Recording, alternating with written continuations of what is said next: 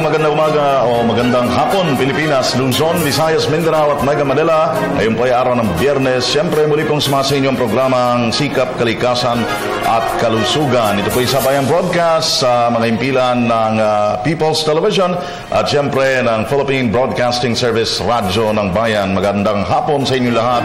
Ako po si Alan Alianige. Pag-usapan natin ang suliranin at solusyon sa air pollution at ang epekto nito sa ating kalusugan at kalikasan. Ako po si Jojo Guerrano. Kaya siyempre mga kaibigan, tuwing Biyernes, ugalin pong tumutok alas 4:30 hanggang alas 5:30 ng hapon.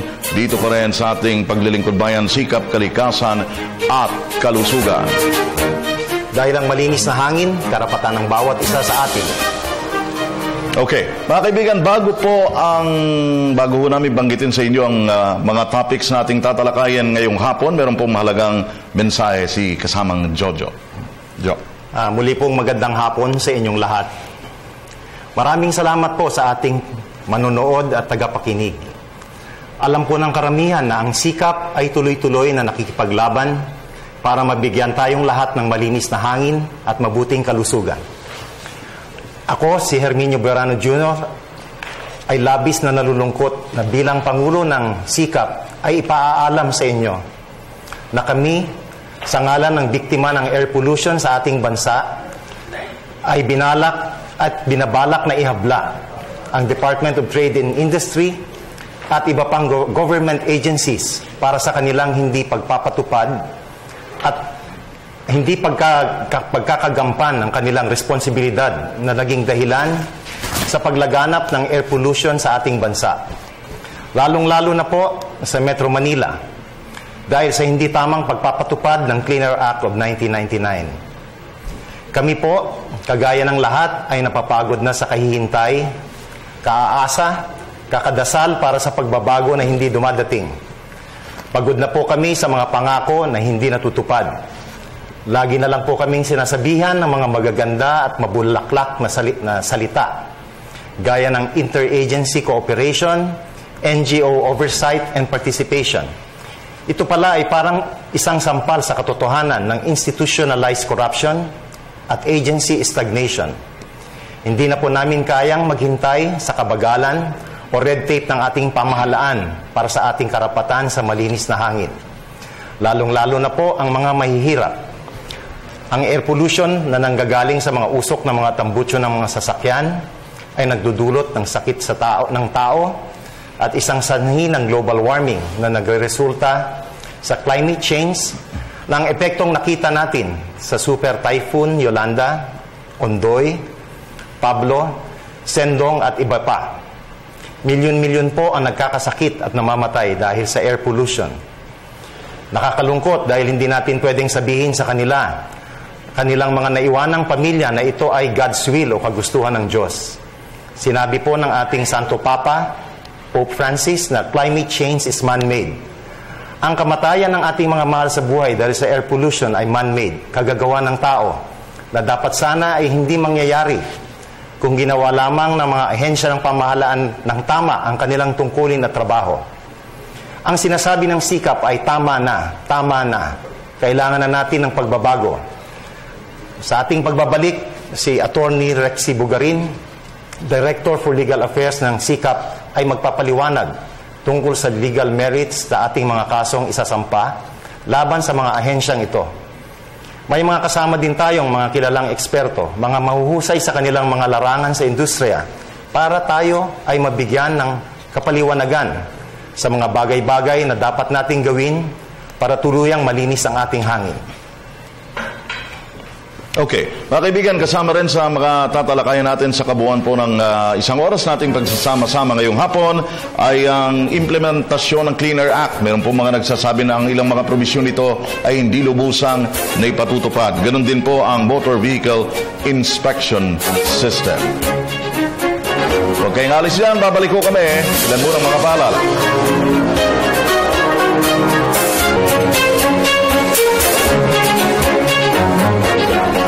Welcome back mga kaibigan at ilang taon na rin hong naisabatas itong tinatawag natin na Clean Air Act. Pero hanggang ngayon, meron pa rin hong mga individual at mga grupo, mga sektor na nagsasabing hindi ito lubusang na ipapatupad, na nagiging dahilan din ng reklamo ng ilang mga kababayan natin.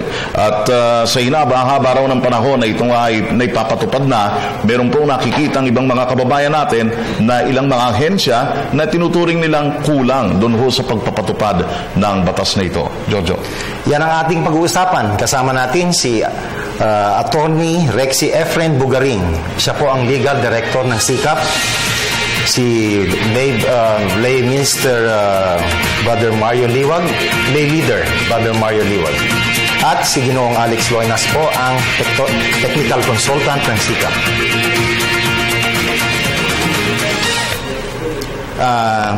Unang-una pong ang pinaka-topic po natin ay hindi maayos na implementasyon ng Clean Air Act. Isa sa mga ahensya ng mga dapat magpatupad dito po ay ang Department of Trade and Industry. Ano po ba ang responsibilidad nila sa batas na ito, Attorney Bugaring? Ang DTI, ayon sa ating batas na Clean Air Act, ay may specific participation and responsibility to implement. Ito ay ang pag-develop, implement, and standard and procedures for the certification of training institution, instructors, facilities, and the licensing of qualified private service centers and their technicians as a prerequisite. Ulitin ko, as a prerequisite for performing the testing, servicing, repair, the required adjustment to the vehicle emission system.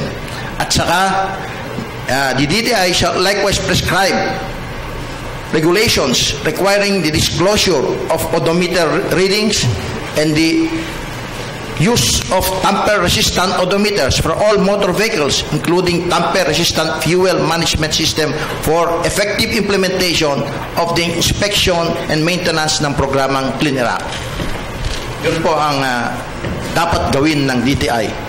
Ayun. So, malawak din, Attorney, binabanggit niyo, malawak pala ang papel ng DTI dito kasi dun sa Clean Air Act, madalas naipipinpoint natin, of course, ang DNR at pagdating ho dun sa pakikipagtulungan sa mga mobile sources ng polusyon, Jojo, di ba, which accounts for about 70% ng air pollution sa Metro Manila, nariyan ng LTO, LTFRB, or DOTC.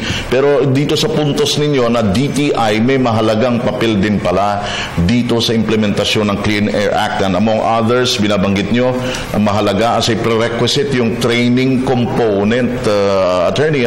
So pag sinabing training component, ibig sabihin bago pa man gumalaw itong mga individuals na ito, dapat meron na silang kaukulang kaalaman at training dun sa mga tatahakin nilang mga tasks sa implementasyon ng Clean Air Act, Attorney Rexy. Sir. Kailangan po na ito'y gampanan ng DTI bago umabot sa DOTC for inspection para sigurado na yung mga vehicle natin ay nasa tamang emissions, tamang fuel consumption at saka iba pang bagay na makakaiwas sa paglaganap ng pollution sa atin. Ito ay ayon sa requirement ng Section 21D ng Clean Air Act of 1999, Republic Act 8749 po. Ginoong Alex Loinas, ano ang nangyari? Bakit po hindi nila nagagawa ang kanilang tungkulin? Ang DTI, bakit po hindi nila nagampanan yung Section 21D ng Clean Air Act? Palagay ko kasi hindi talaga mapaliwanag ng ibang ahensya yung kanilang mga role. Kasi marami sila. Actually, naumpisahan na ito ng DOTC noon, ng panahon ni Secretary Arturo Valdez. Kasi, di ba, dapat yung mga bus, dapat pupunta sila dun sa inspection center.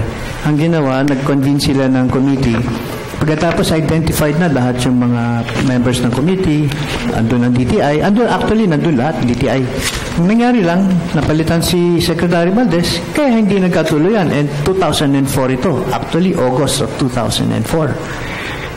So, parang doon naputol Samantalang dapat tuloy-tuloy na ron. So ngayon, I think napansin na naman uli na talagang may pagkukulang na hindi pa talaga nila alam kung ano yung direksyon na gagawin. Okay. Balikan ko si Attorney Rexy. Pero siyang binabanggit kanina, Attorney, na yung Section 21D ng Clean Air Act. Para kay Mr. Alex, paki-explain nyo nga po, sir, paki-elaborate nyo itong ilang mga salient points na nakasaad dito sa Section 21D ng Clean Air Act. Okay. Alex. Ang nakalagay dyan po ay dapat bago makapunta sa renewal registration ng sasakyan, dapat dadaan mo muna siya sa maintenance. Meron hong flow chart yan Kung makikita po natin yung flow chart nung proseso, makikita po natin na lahat yung mga sasakyan na bagong pumunta sa renewal na registration, dapat kailangan dadaan siya sa inspection ng maintenance, service, repair kung kailangan, at periodic intervals at depende sa running distance at sa running condition, so that pag punta niya dun sa MBIS, papasa siya. Hindi siya dapat pupunta ron na para bumaksak. Kaya kailangan, bago pa lang siya pumunta ron, pre-qualify mo. And makikita po natin sa chart, merong flow. So, hindi ka basta pwede. At saka ang sistema natin dito, nakakatuwa, ang insurance kailangan bayaran mo muna bago ka magparehistro Sa ibang bansa, pagka ikaw ay bumaksak, bakit mo babayaran yung insurance in advance? Doon mo lang binabayaran kapag pumasa ka na. Okay? So, ibig sabihin, yung system hindi tama. So, kailangan ilagay sa maayos. Sa 15 taon po na hindi nila naisatupad ang provisions ng Section 21D, ano sa palagay niyo ang naging dahilan? Ito ba ay dahil sa pagpalit-palit natin ng mga opisyal sa gobyerno? Yes, tama po yun. Nawawala yung continuity. Perfect example, noong 2004, nung si Arturo Valdez, he already created all of the technical working groups. In fact, nagmi-meeting na kami. Very often na yung meeting namin. Kasama namin lahat yung mga transport groups, yung mga bus. In fact, ang member nun to, hindi pa ASIC si Bert Swansing. He was also a member. He was there as COLTAP, Confederation of Land Transportation Organizations of the Philippines. So I think ang problema talaga is that there is always a lack of continuity between changes in administration. So this is where the problem really lies.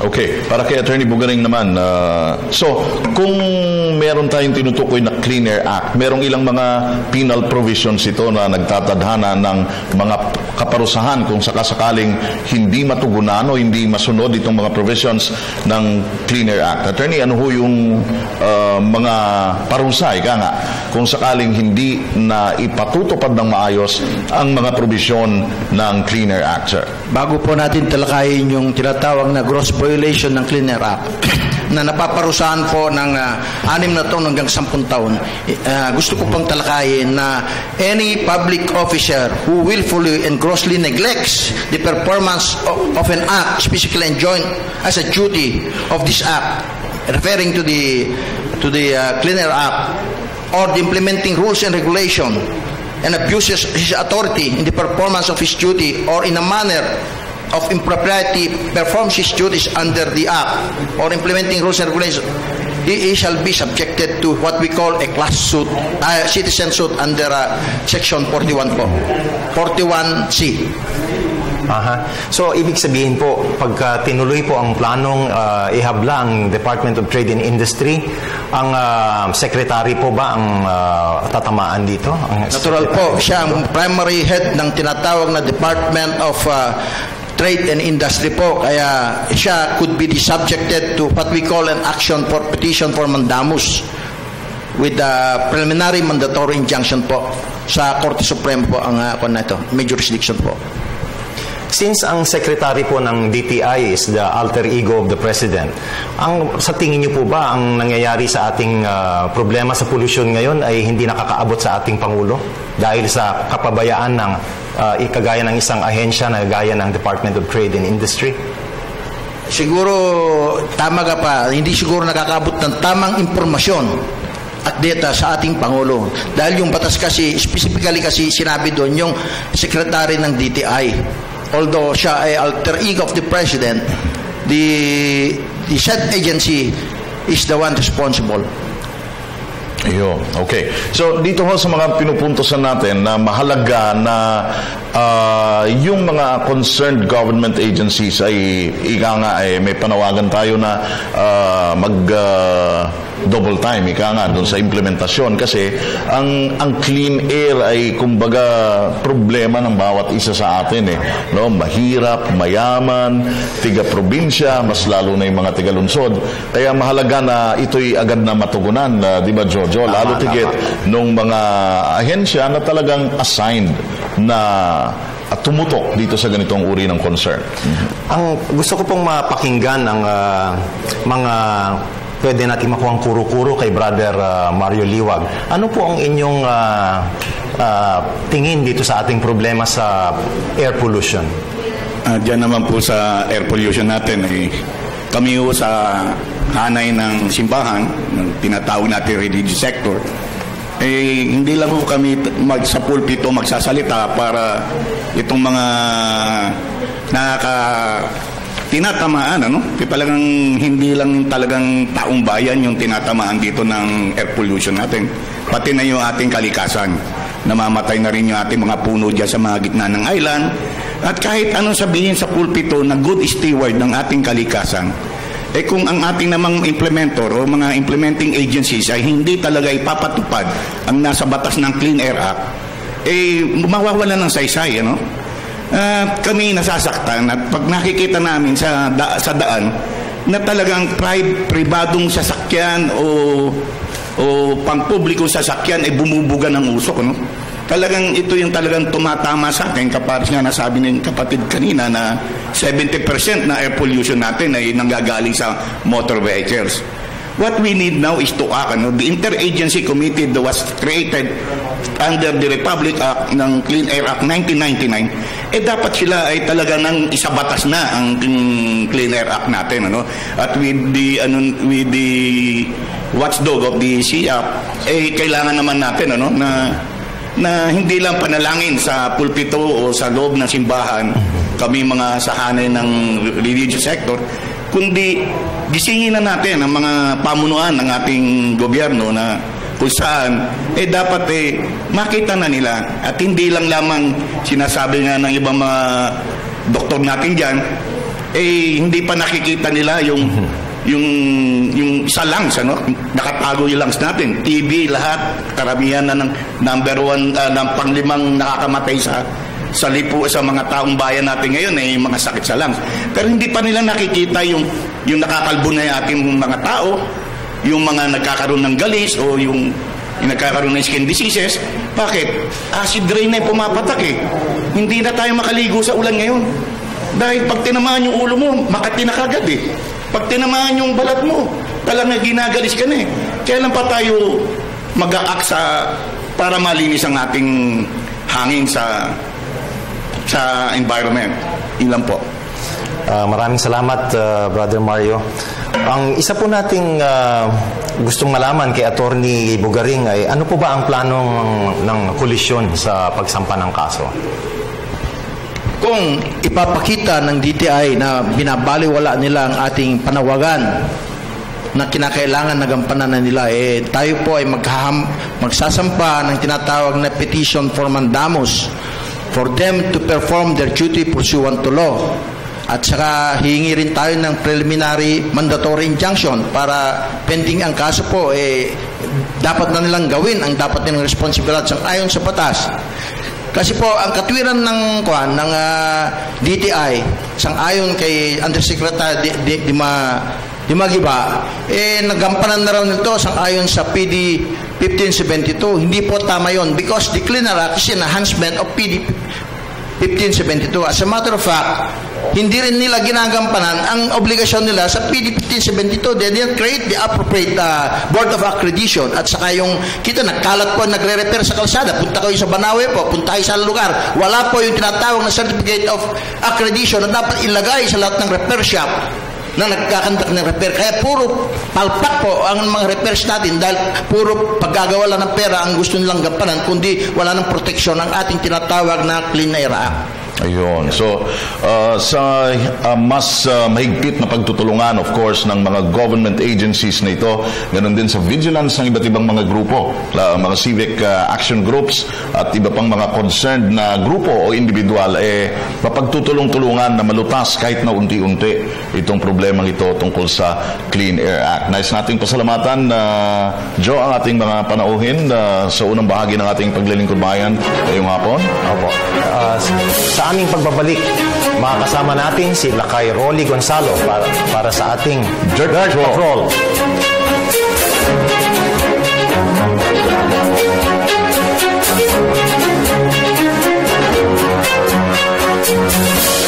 Nagtala ka na ba minsan ng roadside anti-smoke belting check? Maabala, di ba? Pero alam mo ba ang mas malaking abala? Cancer, heart disease, pneumonia, ilan lang yan sa mga sakit na dulot ng air pollution na kung saan 80% ay nanggagaling sa buga ng mga sasakyan. 9,000 Pilipino ang namamatay taon-taon dahil dito. Kaya naman regular na magpamintain ng sasakyan at personal na magpakita sa emission center para ipasa ang test. Dahil ang konting abala, kapalit ay malaking ginhawa. Thank you very much at magandang hapon na muli sa inyo lahat. Bago po itong ating segment, ngayon lang sinabi sa akin ang titulo ng ating editorial ay Dirt Patrol. Akala nyo, batuhan tayo ng putik dito, batuhan tayo ng dumi. Pero ang basa ko dito, kagaya ng unang editorial natin ngayong hapon, ay patungkol sa ating mga tinalakay na napakinggan ninyo, ang hindi maayos na pag-implementa o pagpapatupad ng Clean Air Act. Ibig sabihin, dito sa ating segment, pwede natin punahin ang mga dapat na punahin, kaya tinawag natin ito na Dirt Patrol. Siguro bago lahat, gusto ko muna banggitin sa inyo na katatapos na lamang po ang pagbisita ni Pope Francis dito sa atin. At isa po sa mga hindi na-highlight na quality ng ating Santo Papa, maliban sa siya ay mapagpakumbaba, matulungin sa mga mahihirap, simple ang gusto niyang pamumuhay, ayaw niya ng marangyang pamumuhay, ay ang kanyang pagiging makakalikasan. No? Siya po ay kinikilala na isang leader ng simbahang Katoliko na malapit din sa kaniyang puso ang pag-aalaga ng ating kalikasan. Pro-environment kung tawagin ang ating Santo Papa. At tama-tama yung tinalakay ngayong hapon. Maaaring yung iba sa inyo na manonood sa atin sa buong kapuluan medyo nagtataka ng konti. Kasi dito sa ating programa, sa Telebisyon ng Bayan, dito sa Channel 4, o sa Telebisyon ng Bayan, ay napanood ninyo at napakinggan ninyo na medyo pinupuna ang role ng isang ahensya ng gobyerno sa pagpapahalaga ng ating kalikasan. Specifically, pinag-usapan ng mga gentlemen na napanood ninyo na ang DTI, Department of Trade and Industry, ay dapat ng kasuhan, dapat ng ihabla dahil sa kakamali o kakaroon nito ng hindi tamang pagpapatupad ng mga provision ng Clean Air Act. Napakinggan niyo earlier, ilang taon na ba yung Clean Air Act? 15? 16 years. Wala pa nangyayari. Di ba? So that, tama lang siguro na kantiin na natin ang dapat na kantiin. Ihabla na natin ang dapat na ihabla. Test case itong gagawin ng watchdog na kung tawagin ay Coalition for Clean Air Act in the Philippines. Mabuti nga may mga NGO na kagaya nito na patuloy na nagbabantay sa ating kalikasan. Naalala ko tuloy noong araw, sinasabi nila na kayo mga nanonood sa atin na nagpupunta sa mga simbahan, nandito si Brother Liwag, di ba? Di ba, Brother Liwag, sinasabi sa simbahan na mayroon dalawang uri ng kasalanan? Unang kasalanan, alam mo masama ginagawa mo. Pangalawang kasalanan, alam mo tama, pero hindi mo ginagawa. Di ba? Yung unang kasalanan dyan ay yung tinatawag na sin of commission. At yung pangalawang kasalanan dyan ay ang tinatawag na sin of omission. Alam mo tama ang iyong ginagawa, alam mo tama ang dapat mong gawin, pero hindi mo ginagawa. Iyan po pwede natin halintulad ang kasaysayan ng Department of Trade and Industry. Sinabi kanina, maaari itong seryosong problema ito, baka hindi pa nakakarating kay Pangulo Noynoy Aquino. Ang Aquino administration mayroon pa natitirang 1 year and 6 months to be exact. Kung meron pang 1 year and 6 months to be exact, baka po pwede pa natin ihabol sa pandinig ni Pangulong Noynoy Aquino. After all, sabi ko nga, mayroon pang 1 year and 6 months, iparating natin kay Pangulong Noynoy Aquino itong napakaseryosong problema ito. At sabi pagbabalik, makakasama natin muli si Jojo at saka si Alan Alianige. Maraming salamat po sa inyong pagkikinig. Welcome back mga kaibigan. Ito po rin ang inyong programang Sikap, Kalikasan at Kalusugan. So, I understand meron ka pang mga tanong para kay Alex. Bago po tayo pumunta sa sunod nating topic, Ginoong Loinas, pwede niyo bang ikwento sa amin bakit nagkaganoon ang problema natin sa Department of Trade and Industry?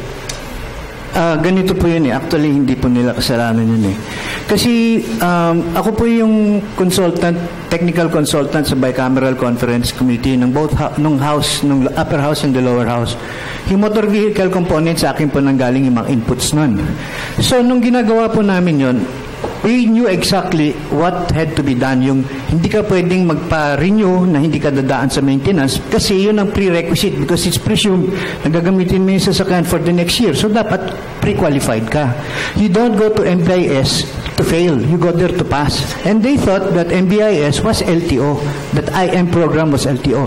So, nung ginawa yung IRR, we were not invited. So, nobody knew the spirit and intent of the law. Samantala kung we were the ones who were involved in it, when we were invited, we would have already spelled it out how the role of GTI, the role of DNR, because that's why that was the problem from the very beginning. They thought that IM was MBIS, and hindi mo kailangan ng maintenance, basta't diretso ka. So, yun ang dahilan kung bakit gano'ng kagulo. Meron naman Congressional Oversight Committee. So, dapat doon pa lang sa Oversight Committee, naayos na. Okay? Naayos na doon yung problema. Dapat doon naplansya na eh. Pero, that's the reason why up to this time, we are nowhere. So ano po ang dapat natin gawin para maisatama natin itong malaking kamalian na nangyari for the past 15 years? Well, at least now, the DTI has already called for meetings. In fact, we've had several meetings already. DNR is present. DOTC has been present. So we are now already preparing all of the programs that are needed. Because iba yung sa DTI kasi service and maintenance. Iba yung sa DOTC kasi sila naman yung tumitingin sa safety ng kotse. Kaya ang wording ng DNR, the DTI together with the DOTC and the departments are formulate and implement a national motor vehicle inspection maintenance program for the efficient and safe operation of motor vehicles. When you say efficient, kailangan wala kang tinatapon na gasolina, hindi ka nagtatapon ng crudo kasi nagpapawis or nagbibleed yung carburetor mo, bomba mo. Kasi pag itinapon mo yun, pupunta sa daan, madulas, may kotseng dadaan, mababangga siya or mawalan siya ng preno kasi nakadikit ang preno. Yun ang maintenance component eh. Pero yung effect niya nasa kalikasan din at saka yung pollution na nadudulot dahil kasi pagka tinatamper mo nga yung injection pump, hindi ba yun na sinasabi natin, nilalargahan, kaya mausok. So, yun ang component na kulang talaga. Hindi naintindihan dun. Ayun. Buti na lang, Alan, meron tayong mga ekspertong naimbita. Mm-hmm. At gaya nga nung nabanggit ni Sir Alex, isa sa mga recently na-aprobahan ng NEDA na proyekto, National Economic Development Authority, ay ito nga hong nasa ilalim ng public-private partnership, itong Motor Vehicle Inspection System o MVIS. So, marami nagtatanong, of course, ito na nga ba ang magiging solusyon once and for all sa problema natin sa kalinisan ng hangin at iba pang mga related concerns, of course. Tama, kasamang Alan. Pag-usapan natin yan, meron tayong bagong dating na panauhin. Si Ginoong Obet Martin, ang presidente ng Pasang Mazda. Magandang hapon po, Ginoong Martin. Isang magandang hapon, kaibigang Jojo at kaibigang Alan. Isang magandang hapon sa mga kasama ko rito, kay Atty. Bugaring, kay Camario, at itong aking long friend, si Alex. Nakalbo na ho itong kaibigan ko rito sa pakikipaglaban na yan eh. At magkakasama ko kami dyan sa Clean Air Act. Unang-una po sana, mabalik po muna tayo kay Ginoong Alex Loynas para maintindihan po ng ating mga kababayan kung ano po itong Motor Vehicle Inspection System. Okay. Ganito po yun eh. Yung MBIS, actually, parang end of a production line yan. Parang quality control. Kung makikita nyo, panay checkbox lang yan. Tinitignan yung headlight mo, yung preno mo, yung emission mo. Kasi kung titignan mo yung checkbox yun, maraming kahulugan yun eh. So, pag tinignan mo yung suspension, bakit mo tinitignan? Baka mamaya maluwag na yung mga ball joint mo, maluwag na yung mga tie rod end mo, talagang ma-aksidente ka. Pagkatapos, pati yung takbo, hindi maganda. Kaya yun ang purpose nun. Aayusin mo lahat yun, aayusin mo yung headlight mo, siguraduhin mo, hindi nabubulag yung kasalubong mo, di ba? Pagkatapos, yung ilalim mo, dapat wala kang tagas. Pagkatapos, maayos lahat yan, gulong mo, maayos, hindi kalbo, di ba? Kaya, pagpunta mo ng MBIS, normally, lalo na yung mga commercial truck, ang gulong yan, mga bago. Hindi pwedeng mga halos kalahati na lang. Kasi tatakbo na isang taon yun, bago dumating ng kadulu-duluan ng taon na yun, wala na, kalbo na. Kaya maraming na aksidente. Ayun. At isa rin ho sa mga kinakailangang inspeksyonin dito ay yung kalidad ng usok na binubuga ng mga sasakyan. Ibig sabihin, kinakailangang naka-maintain sa maayos o tip-top condition, laging naka-tune up, nakakondisyon ang sasakyan para mas malinis ang ibubugang hangin nito. Mr. Alex. Tama po yun. Ang nakukuha po sa maintenance po yun eh. Ngayon, ang importante, dapat talaga mayroon talagang programa. At saka, kagaya ng transport sector, kasi malapit ako sa kanila, dapat tinutulungan ng gobyerno yan eh. Walang subsidy yan eh. Pagkatapos, gusto nilang palitan mo kaagad lahat. Kasi gusto nilang i-modernize yung fleet. Sino magbabayad doon? Sila o yung gobyerno? Hindi ba? Pag sinabi mo i-modernize natin yung fleet, dapat yung gobyerno kaakibat mo dito sa programang ito, hindi ba? So, yan ang problema talaga ng transport group. Kaya malapit ako sa kanila kasi laging silang iniipit sila dahil kasi syempre wala nang ibang maipit kung hindi sila lang, hindi ba? Pero yung gobyerno, anong talagang ginagawa? Dapat tumulong. Yan ang talagang bottom line, tumulong ang gobyerno. Ang napapansin kasi ho natin, ang gustong tulungan ng gobyerno ay yung mga mass private sector, yung mass transit system natin gaya ng MRT at LRT. Balikan po natin si Ginoong Obet. Ano po ang tingin ninyo sa magiging epekto nito sa public transport? Kasi po, ang MBIS po ay medyo mahigpit na pag-testing ng ating mga sasakyan. Ano sa palagay nyo? Does it lead to the phase out of the public utility vehicles that are not roadworthy? Alam mo, kaibigan Jojo, para sa alam po ng mga nanood sa atin, tama po yung sinasabi ng kaibigan Alex. Ang public transport po, siguro hindi natin isi-shortcut ko na kaibigan. Ang ginagamit natin crudo third class. Wala pong papasa na public transport sa MBIS ngayon kung iyan ay itetest lahat. Lahat po ay puro bagsak kami dyan. Kanya nga ho, sinasabi ko, hindi ho siguro magiging paraan na baguhin ito o i-privatize to at hindi rin makatutulong to sa aming mga taga-public transport. Pati na po sa private sector natin. Mm-hmm. Point na binabanggit nyo na yung kalidad ng diesel na ginagamit natin sa kasalukuyan, kumbaga hindi ito yung primera klase, kaya ang ibinubuga maruming usok. Ganun po yun.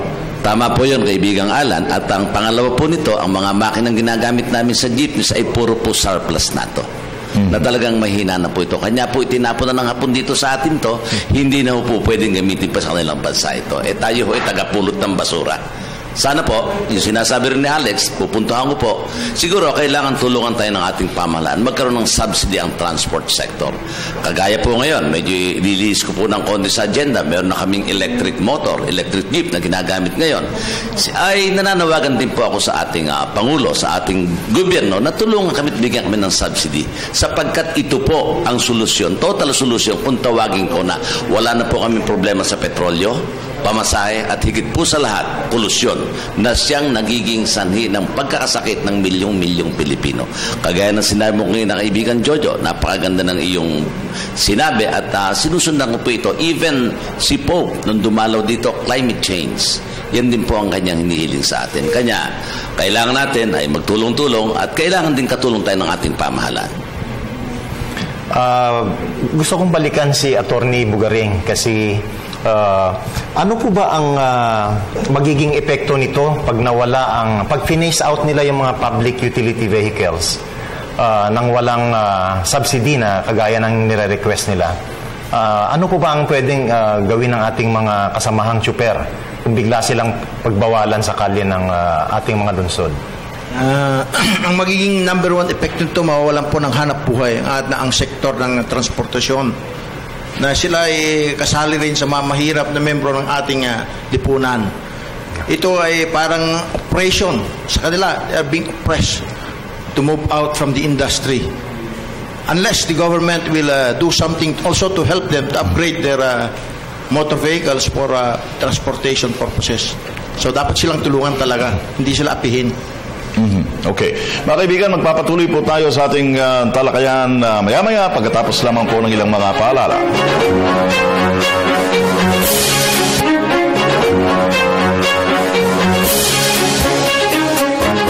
Nantala ka na ba minsan ng roadside anti-smoke belting check? Maabala, di ba?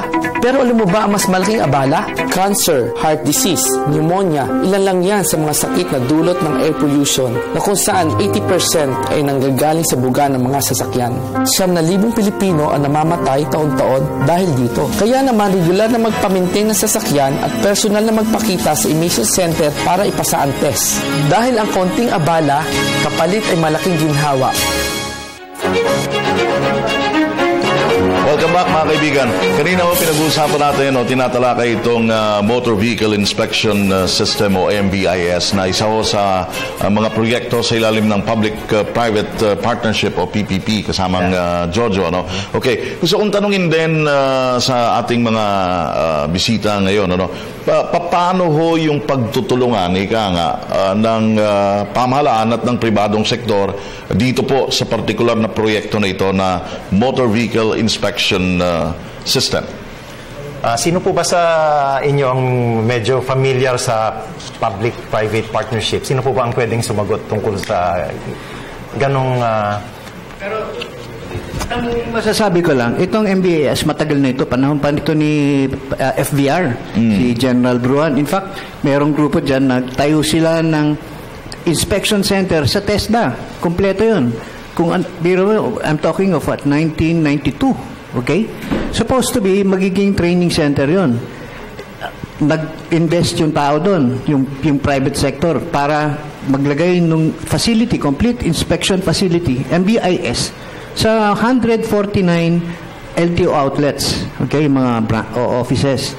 And supposed to be, TESDA will train the people to man these facilities. Nagkapalitan Pasok si ERAP. Nawala tuloy. Yung taong nasa ibabaw, nasa ilalim. Iba na naman yung nasa ibabaw. Tao naman ni ERAP. Pagkatapos, nagkapalitan na naman. Nasaan na naman tayo? Kaya tayo nandito ngayon. Wala tayong pupuntahan dahil kasi tuwing may palitan, napuputol yung continuity. Sa tingin ninyo, ito ba ang tugon sa pagbawas ng polusyon sa ating mga lungsod?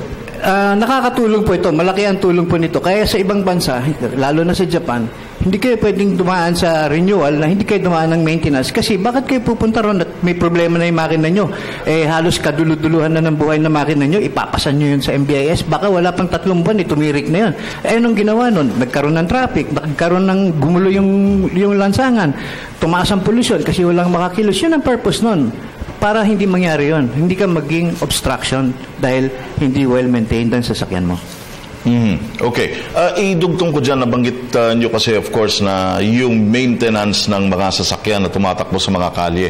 So, ang bottom line nito ay kinakailangan lahat ng may-ari ng sasakyan, mapa-private vehicles man yan, mapa-operator ng mga public utility vehicles, kinakailangan ang primary responsibility magbo-boil down din sa kanila. Kasi hindi naman po pwedeng iasa natin ang iasa doon sa sistema. Halimbawa, iba't ibang ahensya ng gobyerno na sinasabing tututok. Mahalaga rin palang partisipasyon, of course, nung may-ari mismo ng sasakyan para naka-tune up palagi, maayos, nakakondisyon, hindi nagbubuga ng usok, hindi tumitirik sa gitna ng kalye yung kanilang mga sasakyan. Ano po?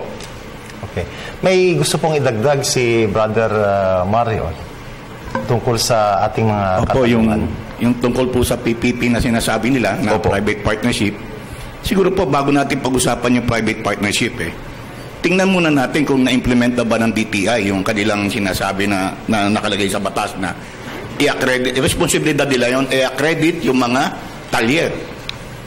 Kahit saan tayo pumunta rito, na inspection na ba ng DTI yung mga talyer na prior to the emission test, dadaan doon yung mga sasakyan para matingnan yung mga sasakyan na yun at makita yung binanggit natin ng kapatid natin dito. Ngayon, kung magja-jump skip na naman tayo sa kabilang proyekto, mababaliwala na yung batas na Clean Air Act 1999. Ayun. So, of course, nandyan din ang kahalagahan na yung mga talyer, o mga shop na tumitingin, nag-aasikaso, nag-aayos ng mga sasakyan na ito ay accredited din. Kumbaga natututukan din sila ng kaukulang mga government agencies to make sure na nagdi-deliver din sila ng serbisyo o ng kalidad na serbisyo na what is expected of them, kasamang Jojo, di ba? Yeah, tama ka, kasamang Alan. Masyado pong maiksi ang ating oras. Marami po tayong gustong itanong sa ating mga panauhin. Ginoong Loinas, meron po kayong gusto pang sabihin? Alam nyo, ang inspection or inspection maintenance, responsibilidad ng may-ari ng sasakyan yan. In fact, bago niya paandarin yung kotse niya sa umaga, dapat ang ginagawa niya, chine-check up niya yung kanyang langis, yung tubig niya, yung mga gulong niya, yung mga signal light niya, headlight niya, hindi ba? Doon nagmumula sa atin Kaya nga inspection maintenance is preventive maintenance. It's preventive Parang sa kalusugan, kaya nga tama-tama ang pangalan ng grupo, hindi ba? Kalusugan ng programa. Itutulad mo sa kalusugan kaya nga sabi daw nila may kasabihan an ounce of prevention is better than a pound of cure. Kung itatagalog ko yun, higit na matipid ang manatili ang kalusugan kaysa magpagamot ng karamdaman, di ba? Yan ang katumbas ng an ounce of prevention is better than a pound of cure. Okay? Sa atin dapat magmula. Okay. At si Kaobet naman, of course, bilang pinuno ng isa sa pinakamalaking transport groups dito sa bansa, I'm sure, Kaobet, na nariyan ang commitment ninyo, 10 ng inyong mga kasama na yung mga lumalabas na mga units ninyo sa mga lansangan ay palagi namang sumasailalim nga sa periodic maintenance at check-up para bahagi rin ng share ng inyong grupo para sa kalinisan ng ating hangin. Hindi po ba? Tama po kayo ng kaibigang Alan, sapagkat ang mga private operators ay talagang meron din periodic maintenance para ma-maintain ng maayos ang kanilang sasakyan. Gaya nung sinasabi ni Alex ngayon, bago ilabas po sa umaga yan, chinecheck ang langis, tubig, baterya, at ang ating gulong, at kailangan ito ay properly maintained para maayos ang pagservisyo sa ating mga mananakay. Buhay po ang dinadala namin. Of course, ayun nabanggit ni Kaobet, buhay ang dinadala, mga pasahero, napaka-precious na cargo, more than the goods, buhay yung kanilang ibinabiyahe. Kahit sabihin mong mga maikling biyahe lang yung iba, mahalaga pa rin na nakakondisyon ang mga pampasaherong sasakyan. Tama po yan. Attorney Bugaring, baka meron po kayong gustong ipaalala sa ating mga government agencies na medyo nakalimutan yung kanilang trabaho dahil sasabihin nila, dinatna na namin yan Hindi naman yan sinabi niyan gagawin namin. Ano po ba ang kanilang responsibility na dahil bago silang empleyo, ay pwede ho ba nilang hindi ipatupad yung mga hindi ginawa ng mga previous administration? Sa ating mahal na kalihim ng DTI, nais namin palalasin nyo na bago ka umupo sa inyong pesto, nagkaroon ka ng panunumpa sa inyong tungkulin. At dapat sana gampanin mo mabuti ang inyong tungkulin sang-ayon sa batas na dapat mo ipatupad. Dahil kung hindi mo magampanan yan, malaki ang resulta sa mamamayang tao dahil magkaroon ng malaking responsibilidad sa polusyon. Kaya pakiusap lang po, gampanan na po ninyo ang inyong trabaho para baka sakali po magkaintindihan tayo hindi matuloy ang pinaplano ng kolisyon at pagsasampa ng mandamos laban sa inyo tungkol dito sa hindi nyo ginagampanan na trabaho.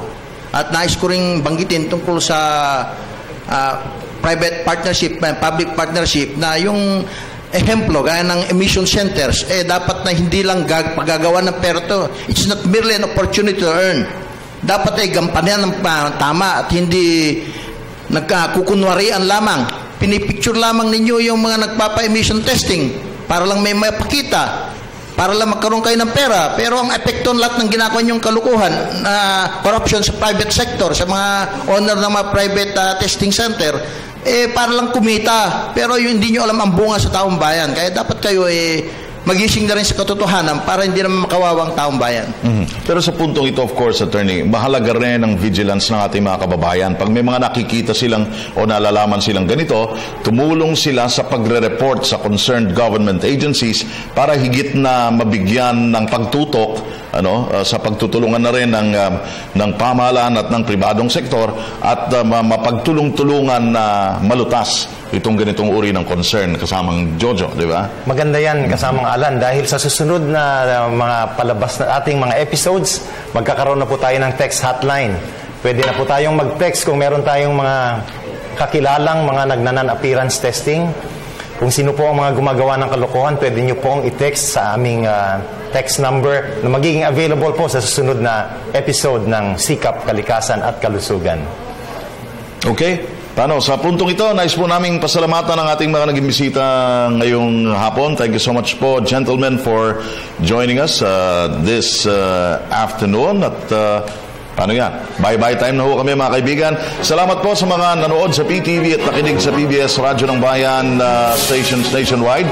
Sa susunod pong Biyernes, isa pang talakayan ang atid namin sa inyo, lalo tigit po sa ating kalikasan. Maraming salamat po, mga kaibigan. Ako po si Alan Alialige. Isang magandang hapon sa inyong lahat. Ako po si Jojo Guerrano. Laging tandaan, ang malinis na hangin, karapatan ng bawat isa sa atin.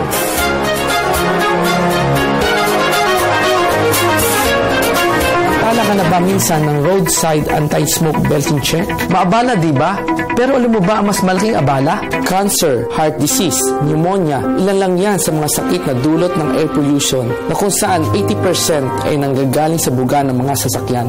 9,000 Pilipino ang namamatay taon-taon dahil dito. Kaya naman regular na magpamintain ng sasakyan at personal na magpakita sa emission center para ipasa ang test. Dahil ang konting abala, kapalit ay malaking ginhawa.